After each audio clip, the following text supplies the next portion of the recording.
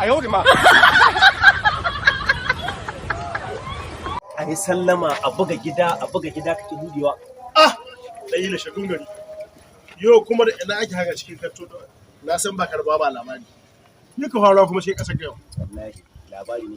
Ka san budurwata? To. Asiya. To yau ai kwananta 3 da bacewa.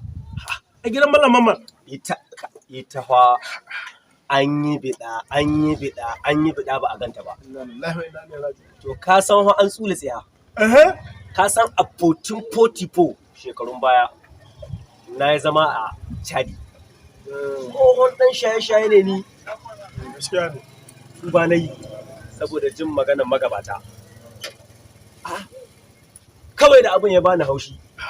To saboda tsabar shaye-shaye na ni in na sha taba hayakin in ina jin yunwa da nan sai ya aika shi so man abinci ya kawo mana.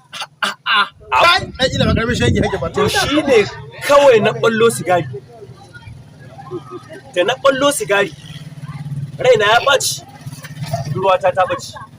Sai na ballo sigari sai na hura nasu ka gaba ɗaya ta ƙare hayakin yana cikin ciki da na tashi sai na dibi yamma sai na hura kake ji sai na rike saura ga hannuna. To da na ji yayi tsauri alamun ta kama kenan. Kai ai hayaki ni game da hayaki sai na jawo ta a hankali sai ta zo inda nake.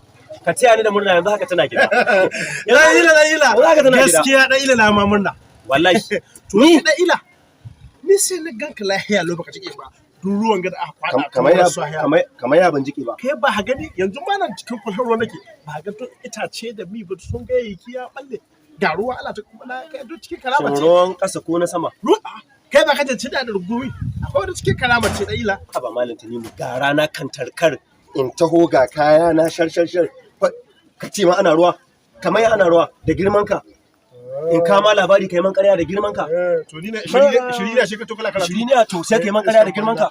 Mu da gura mu na dura hayaki neftai. Mugun makarancin banda ne. Ni shiri na ka to ni ba ƙarfin kwankwa bane. A yau da ma.